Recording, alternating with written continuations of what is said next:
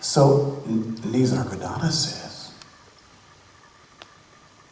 the way to turn towards the inside is to be aware of the I am feeling. So it's very interesting if you think about it. God said, I am what I am, supposedly. And then if you turn that to the non-dual, or to Advaita, Nisargadatta says that the door that takes you to, I'll call it home, is I am. The sense of I am, the feeling of I am, the awareness of I am. So this is what I think the Buddha meant when he said heaven above and earth below, I alone am sacred. I think that what he was talking about is the I am that is universal. So in my way of looking at it, he wasn't talking about, this was not Wendy's ego or Diane's ego, right, saying heaven above and earth below, I alone am sacred, or Kathy's ego, or Victor's ego. It's this universal awareness, this universal light. So, the work that we have is, I'll just sort of backtrack a little bit. So last Sunday, I was talking about, again, this idea of, this is a little house. Everybody lives in a little house. We were talking last Sunday, about when we're children and we start developing this sense of self, this ego. And at first, this ego absolutely is necessary. This ego is necessary to help us collect and to organize. And I'm talking about a 4-year-old and a 5-year-old. So I think of the ego as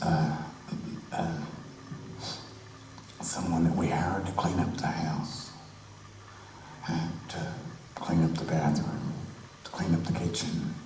We hired this ego, we said, we'll pay you a decent wage, and so we hired the ego to take care of the house for us. And so then what happens is, for some strange reason, we got very lazy about taking care of the house, and so we just went upstairs to the bedroom, turned on the TV, got in bed, got some chocolate, let the maid or the butler start doing more work. And so then maybe the maid said, would you like for me to cook for you too? Oh, sure. So the maid maybe becomes the cook or the butler. Slowly, the ego has taken over all the functions of running the house. And as we get more and more sleepy, it has gotten more and more convinced it's in charge of the house, so that ultimately it becomes the master. And unfortunately, for most of us, that's the condition that we live in now. It is in charge. So when we say, I am, or when Nisargadatta says, connect to that feeling of I am, more or less it's the ego that does it, isn't it? It's the ego that does that. Oh, I am. Heaven above and earth below. I alone am sacred. Isn't that what it's deciding? Because the true feeling of I am is beyond ownership. It's beyond the sense that this is my body, this is my thoughts, this is my feeling. It comes from a place of emptiness.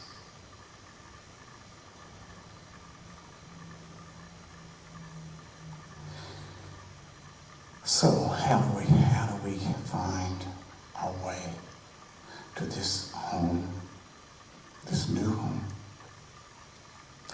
that is empty?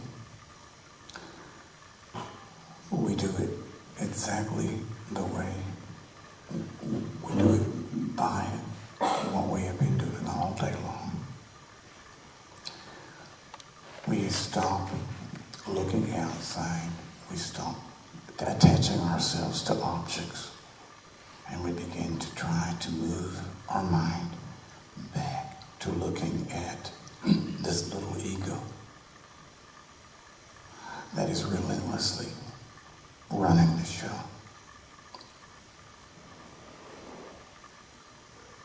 I want this, I want that, I don't want this, I don't want that, I want this, I want that, I don't want this, I don't want that. It's relentless. It's just relentless.